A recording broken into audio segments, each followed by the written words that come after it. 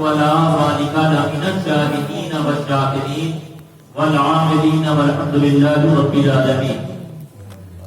آغاز گفتگو سے پہلے ہم اور آپ سب مل کر اپنے آقا و مولا دونوں عالم کے مالک و مختار سید ابرار شہنشاہ ذی وقار مدینے میں آرام فرمانے والے باری کائنات کے شہنشاہ و کاردار بے قصوں کے کس بے بسوں کے بس ٹوٹے دنوں کا سہارا اللہ رب العزت کا پیارا جن کا نام نامی اس میں گرامی اللہ رب العزت نے آسمان پر احمد اسی ذات باوقار کا نام اس دھرتی پر محمد صلی اللہ علیہ وسلم رکھا اور اس نبی کی امت میں ہمیں اور آپ کو پیدا فرما کر ہماری عزت افزائی فرمائی. اسی نبی کی بارگاہ میں محبت و عقیدت کے ساتھ درود پاک کا نذرانہ پیش کریں. اللہم صلی اللہ کی دوائیہا وعافیت الابدان و شفائیہا نور الابصار و ضیائیہا صلو علیہ دائما ابدا ابدا سرمدا. اللہ اللہ وہ نام ان کا اللہ اللہ وہ نام ان کا کہ ہم نام کو بھی سرے نام کیا. اللہ اللہ وہ نام ان کا کہ ہم نام کو بھی سرے نام کیا اور کعبہ نے سلامی دی ان کو اور اصنام نے بھی پرنام کیا. کعبہ نے سلامی دی ان کو اور اصنام نے بھی پرنام کیا اور جب دیر و حرم نے تھکا ڈالا پایا تو انہیں دل میں پایا. آغاز سلوک کا مشکل تھا انجام مگر آسان. سبحان اللہ. اور کہتے ہیں کہ حملے خراباتی کے لیے ایک جرعہ تمہارا کافی ہے. جرعہ کے معنی ہوتا ہے پیالہ. حملے خراباتی کے لیے ایک جرعہ تمہارا کافی ہے. اے پیکر حسن و جمال تیرا بس ایک نظارہ کافی ہے. اور محشر میں گنہگاروں کے لیے دامن کا سہارا کافی ہے. ارے دامن تو بڑی شے ہے بس نام تمہارا کافی. سبحان اللہ. دامن تو بڑی شے ہے. یا رسول اللہ زندہ باد زندہ باد. محشر میں گنہگاروں کے لیے دامن کا سہارا کافی ہے. ارے دامن تو بڑی شے ہے بس نام تمہارا کافی ہے. میں تھوڑا سا آپ کا تبدیل کروں ایک نیا کلام سماعت فرما لیں کہ دل میں ذکر شہ والا کو بسائے رکھیے. یہ جانی ایمان ہے. بغیر پیارے آقا صلی اللہ علیہ وسلم کی محبت کے سب بیکار ہے. سردے پر سردہ ہو بیکار, روزے پر روزہ ہو بیکار, قرآن کی تلاوت ہو تمہارے لیے بیکار. سب سے پہلی ضروری چیز جو ہے وہ ہے اللہ کے پیارے حبیب صلی اللہ علیہ وسلم کی محبت. کہنے والے نے کہا ہے کہ دل میں ذکر شہ والا کو بسائے رکھیے اور بات سمجھنے کا ذرا موڈ بنائے رکھیے. دل میں ذکر شہ والا کو بسائے رکھیے اور بات سمجھنے کا ذرا موڈ بنائے رکھیے اور گارڈن طیبہ کا سینے میں کھلائے رکھیے اور لائف اپنی انہی پھولوں سے سجائے. سبحان اللہ سبحان اللہ. گارڈن طیبہ کا سینے میں کھلائے رکھیے اور لائف اپنی انہی پھولوں سے سجائے رکھیے. اور اپنا ایمان اگر آپ بچانا چاہیں کون مومن ہوگا جسے اپنے ایمان کی فکر نہ ہوگی. ایمان سب سے قیمتی چیز. اگر ایمان ہے عقائد بہتر ہے, اگر نماز میں کمی ہے تب بھی کام چل جائے گا. لیکن اگر عقیدہ درست نہیں, ایمان محفوظ نہیں تو میدان محشر میں اللہ تبارک و تعالیٰ فرشتوں کو حکم دے گا کہ اے فرشتے اسے گھسیٹتے ہوئے جہنم میں لے کر چلے جاؤ. اگر نماز میں کمی ہے, ایمان ٹھیک ہے, ایمان محفوظ ہے تو اللہ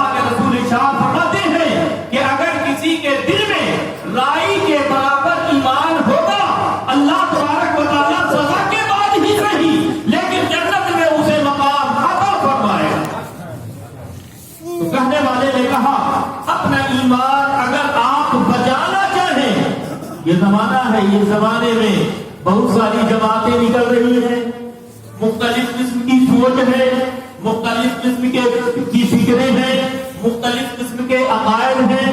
ظاہری طور پر تو سمجھایا یہی جاتا ہے کہ عقیدہ اہل سنت یہی ہے، ایمان یہی ہے، لیکن حقیقت یہ ہے کہ جب قرآن و حدیث کے ترازو پر اسے تولا جاتا ہے تو بات سمجھ میں آتی یہ ہے کہ یہ جو بتایا جا رہا ہے یہ اسلامی عقیدہ نہیں، اسلامی عقیدے کے خلاف ہے. لہذا ایمان بچاؤ. کہتے ہیں کہ اپنا ایمان اگر آپ بچانا چاہیں خود کو جھوٹے کے چمچوں سے بچائے رکھیے. میٹھی باتوں میں نہ آئیے گا، باتیں میٹھی ہوگی لیکن اس میں زہر گھلا ہوگا. شربت کو صرف شربت نہ سمجھو بلکہ شربت پینے سے پہلے غور کر لو کہ یہ شربت دینے والا کون ہے. اگر دینے والا ایماندار ہے، دینے والا اگر یقین کا پختہ ہے تو وہ شربت دیتا ہے تو شربت ہوگا. اور اگر دشمن کے ہاتھوں سے شربت ملتا ہے تو پینے سے پہلے اس پر غور کر لو کہ یہ میرا دشمن ہے، کہیں ایسا تو نہیں ہے کہ اس نے کسی قسم کا کوئی پوائزن ملا دیا ہو. لہذا جب دین کسی سے لو تو پہلے دیکھ لو کہ یہ شخص سے لینے کے لائق ہے کہ نہیں. مال 1 نمبر دے رہا ہے یا 2 نمبر بیچ رہا ہے. کہیں ایسا تو نہیں کہ ڈالنے والے دین پر دیسی گھی لکھ کر ہمارے ہاتھوں فروخت کر رہا ہو.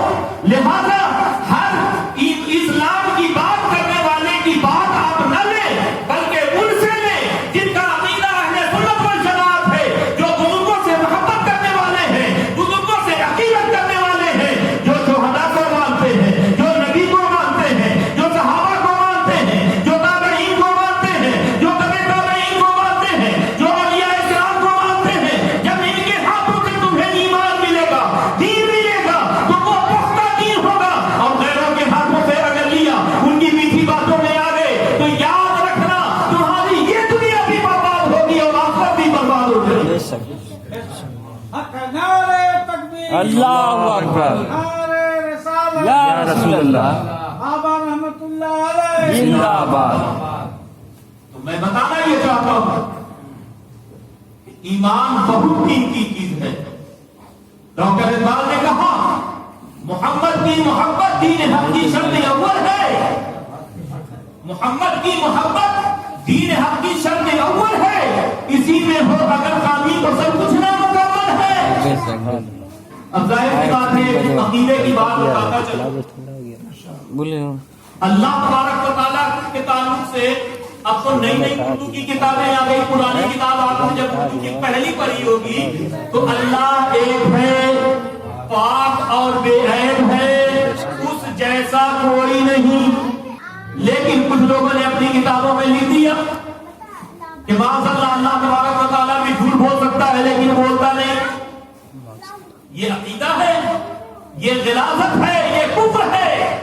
لہذا ایسے عقیدوں سے بچو، اپنے عقیدے کی حفاظت کرو. اور عقیدے کی حفاظت ہوگی کیسے؟ عقیدے کی حفاظت کے لیے بزرگوں کے دامن سے چپکے رہنا ہوگا، بزرگوں کی کتابوں کا مطالعہ کرنا ہوگا، علماء اہل سنت کی صحبت اختیار کرنی ہوگی. جب ان لوگوں کی صحبت ہم اختیار کرتے ہیں تو دل ذہنوں میں پیدا ہونے والے خدشات کا جواب ملتا ہے، اس قسم کے ہونے والے اعتراضات کے جواب ملتے ہیں. لیکن جب ہم ان سے دوری بنا لیتے ہیں تو ظاہر سی بات ہے ہمارے اعمال بھی خراب ہوتے چلے جاتے ہیں، ہمارا ایمان بھی خراب ہوتا چلا جاتا ہے. یہی وجہ ہے کہ ہم نے نہ کبھی امامین کا دامن چھوڑا، نہ ہم نے اولیاء کاملین کا دامن چھوڑا.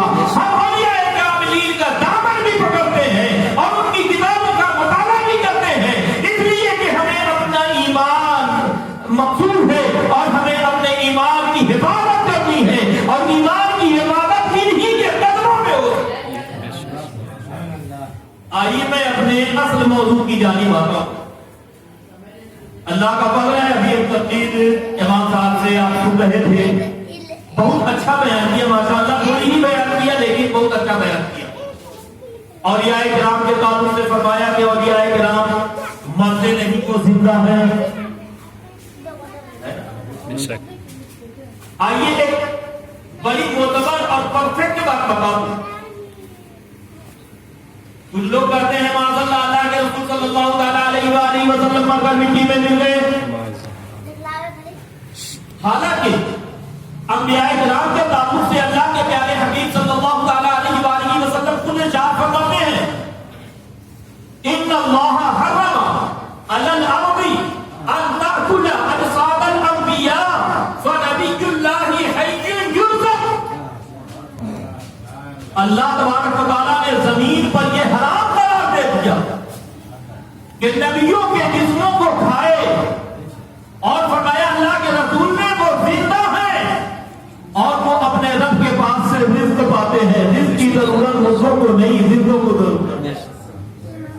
لہذا اولیاء بھی زندہ ہے. دلیل کیا ہے؟ میں اعلیٰ حضرت فاضل بریلوی کی کتاب کا حوالہ نہ دوں گا اس لیے کہ کچھ ذہن و فکر یہ کہیں گے کہ یہ کتاب نہیں ہے.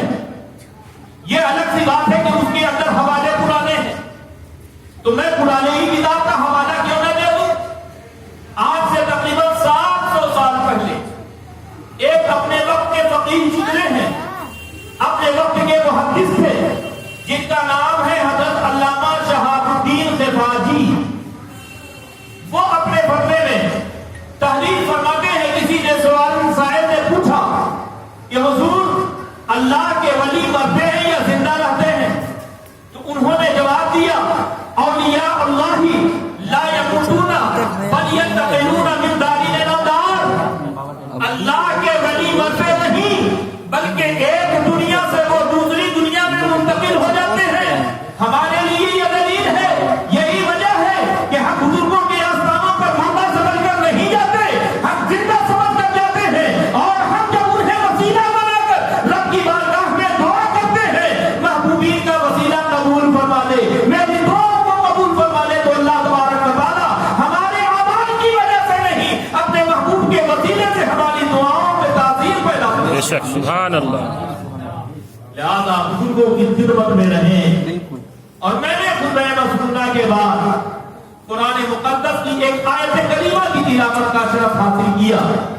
رب ارشاد فرماتا ہے وما خلقت الجن والانس الا لیعبدون. آپ غور فرمائیں, ذرا سا میں بیک گراؤنڈ بیان کر دوں کہ ہم جب کوئی چیز بناتے ہیں تو بنانے کا کوئی نہ کوئی مقصد ہوتا ہے کہ نہیں؟ کوئی نہ کوئی مقصد ضرور ہوتا ہے.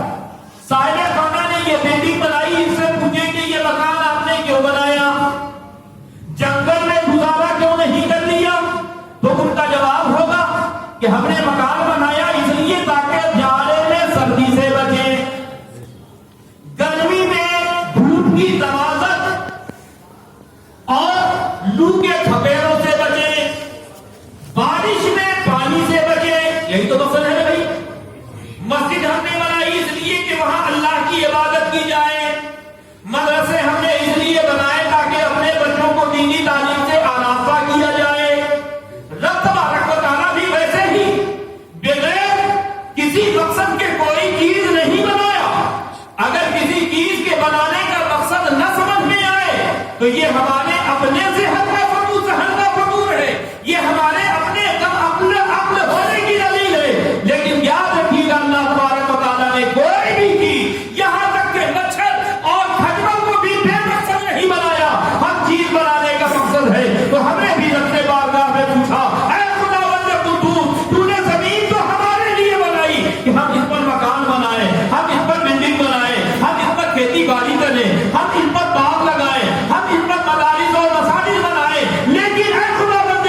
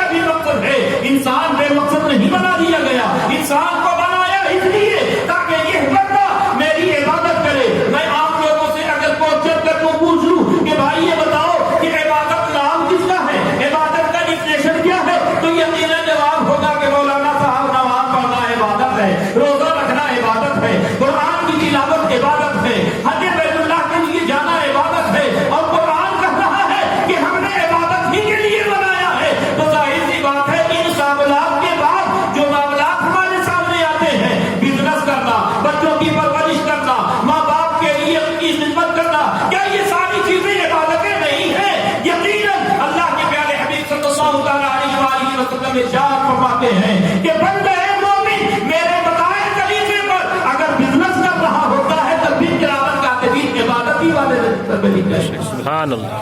اور رات میں عشاء کی نماز پڑھ کر وہ بستر پر آرام کر رہا ہوتا ہے اور فجر میں اٹھنے کا پختہ ارادہ رکھتا ہے, تو رات بھر سو رہا ہوتا ہے اور عبادت والے فرشتے عبادت والے رجسٹر میں لکھ رہے ہوتے ہیں. لہذا اللہ تبارک و تعالیٰ نے ہمیں اور آپ کو عبادت کے لیے بنایا ہے. ہم کاروبار کریں تو اس میں بھی اس بات کا خیال رکھیں کہ جو ہمارے پاس روزی آ رہی ہے حلال کی روزی آ رہی, اس میں حرام شامل نہ ہونے پائے. اس لیے کہ اللہ کے رسول ارشاد فرماتے ہیں کہ اگر کسی کے حلق میں ایک لقمہ حرام کا چلا جائے تو 40 دن کی عبادت رب کی بارگاہ میں قبول نہیں ہوتی. 40 دن کی عبادت رب کی بارگاہ میں قبول نہیں ہوتی. لہذا ہمیں چاہیے کہ ہم حق حلال کی کمائی کریں, اور رب تبارک و تعالیٰ نے جو حصے اپنی بارگاہ میں مانگے ہیں سال پورا ہو جائے تو اس مال سے رب کی بارگاہ میں زکات پیش کریں. آئیے اللہ تبارک و تعالیٰ نے انسان کو بنایا, انسان کو بے مقصد نہیں بنایا. انسان کی تخلیق کا مقصد سمجھ میں آیا کہ عبادت کے لیے بنایا ہے. اور ایک صوفی بزرگ اپنی کتاب میں تحریر فرماتے ہیں کہ اللہ تبارک و تعالیٰ نے انسان کے جسم کو, انسان کے باڈی کو ایک مشین کی طرح بنایا. یہ ہیومن باڈی یہ مشین کی طرح ہے. مثال کے طور پر آپ نے کمپیوٹر چلایا ہوگا. کمپیوٹر کا جب وجود ہوا, جب نرمان ہوا, عام لوگوں نے دیکھا نہیں تھا تو اس کا نام بھی نہیں جانتے تھے, اس کا ورک کیا ہے وہ بھی نہیں معلوم تھا. لیکن جب اس کا وجود ہوا تو ہم نے ڈائریکٹ نہیں سیکھ لیا کہ اس کا استعمال کیسے کرنا, بلکہ کمپنی والوں نے شہروں میں آفس ڈالے, ہینڈ بل چھاپا, بڑے بڑے بینر لگائے کہ اے لوگوں جو کمپیوٹر سیکھنا چاہے وہ یہاں ایڈمیشن لے لے. ایڈمیشن لیا, ٹیچر نے پہلے دن سارے اس کے پارٹس کا تعارف کروایا, کہا کہ یہ ٹی وی جو نظر آ رہی ہے اس کا نام اسکرین ہے, یہ بٹن سینکڑوں بٹن جس پر نظر آ رہے ہیں اس کا نام کی بورڈ ہے, اس کے بغل میں جو اتنا بڑا ڈبہ رکھا نظر آ رہا ہے یہ ہارڈ ڈسک ہے, یہ میموری ہے, یہ چپ ہے. ساری چیزیں بتایا اور اس کے بعد یہ بھی بتایا کہ جب اس کا استعمال کرنا ہو تو پلک سب سے پہلے الیکٹرک سے کنٹریکٹ کر دو, اس کے بعد فلاں کا بٹن دباؤ, پھر یہ بٹن دباؤ تو دیکھو گے کہ اسکرین آن ہو گئی. پھر اس کے استعمال کا پورا طریقہ بتایا اور پھر بتایا کہ اگر اس کے خلاف استعمال کرو گے تو اس کے اندر خرابی پیدا ہو جائے گی, اگر اس کے خلاف استعمال کرو گے ادھر ادھر فنکشن میں جاؤ گے تو تمہارا کمپیوٹر ہینگ کر جائے گا. ویسے ہی اللہ تبارک و تعالیٰ نے ہمیں بنایا اور ہمیں بنا کر یوں ہی نہیں چھوڑ دیا. ہمارے جسم میں بھی اللہ تبارک و تعالیٰ نے یہ جو پارٹس بنائے ہیں, یہ جو اعضاء دیے ہیں, یہ اس مشین کا ایک پارٹس ہے. پاؤں اس مشین کا ایک حصہ ہے, ہاتھ اس مشین کا ایک حصہ ہے, آنکھ اس مشین کا ایک حصہ ہے, زبان اس مشین کا حصہ ہے, ذہن اور فکر اس مشین کا حصہ ہے. اس کے چلانے کے لیے بھی کوئی نہ کوئی ٹیچر کی ضرورت تھی جو یہ بتاتا کہ اس کا استعمال کیسے ہوگا. تو اللہ تبارک و تعالیٰ نے اس مشین کا صحیح استعمال بتانے کے لیے تب وہ بیش 1,24,000 انبیاء کرام دانے پانی میں آئے اور سب نے یہی کہا کہ اس قدم کو لے جانا ہے تو رب کے راستے پر لے جاؤ, اس ہاتھ کا استعمال کرنا ہے تو لوگوں کی مدد کے لیے استعمال کرو, اس آنکھ کا استعمال کرنا ہے تو اپنے والدین کو دیکھو, غیر محرم کو دیکھنے سے اس آنکھ کو محفوظ رکھو, اور زبان سے اگر کچھ بولنا میٹھی بولی بولو، ایسی بات بولو کہ کسی کے دل کو تمہاری زبان سے تکلیف نہ ہو۔ معلوم یہ ہوا کہ اللہ تبارک و تعالیٰ نے اس مشین کا استعمال سکھانے کے لیے انبیاء کرام کو بھیجا، اور جب نبیوں کا سلسلہ بند ہو گیا تو صحابہ رہے، صحابہ کے بعد تابعین، تبع تابعین، ائمہ مجتہدین، اور اس کے بعد جب یہ سلسلے منقطع ہو گئے تو قیامت تک کے لیے اللہ تبارک و تعالیٰ نے ولیوں کا سلسلہ جاری کر دیا کہ قیامت تک اب کوئی نبی تو نہیں آئے گا، لیکن جو نبیوں کا کام تھا وہ ہمارے دوست ہمارے ولی کرتے تھے۔ سبحان اللہ۔ وہ کام ہمارے دوست اور ہمارے ولی کرتے رہیں گے۔ اور ایک بات بتاؤں، ولیوں کی صحبت سے ہوتا کیا ہے؟ ولیوں کی صحبت اختیار کرنے سے ہمارا فائدہ ہوتا ہے۔ ایک واقعہ میں بتاؤں، قرآن کے اندر ایک سورہ ہے، سورہ کہف۔ جن لوگوں نے اس کا ترجمہ، اس کی تشریح دیکھی ہوگی، اس کے اندر 7 لوگوں کا واقعہ ہے، اصحاب کہف کا، اور اس کے اندر واقعہ بیان کی اللہ تبارک و تعالیٰ نے دقیانوس بادشاہ کے زمانے، اس زمانے میں جو بادشاہ تھا لوگوں کو مذہب حق سے ہٹا کر اپنے غلط مذہب پر لانے کی کوشش کرتا تھا، دباؤ بنایا جاتا تھا، فنڈنگ روکی جاتی تھی، بائیکاٹ کیا جاتا تھا، لیکن 7 لوگ ایسے تھے جنہیں اپنے ایمان کی حفاظت کرنا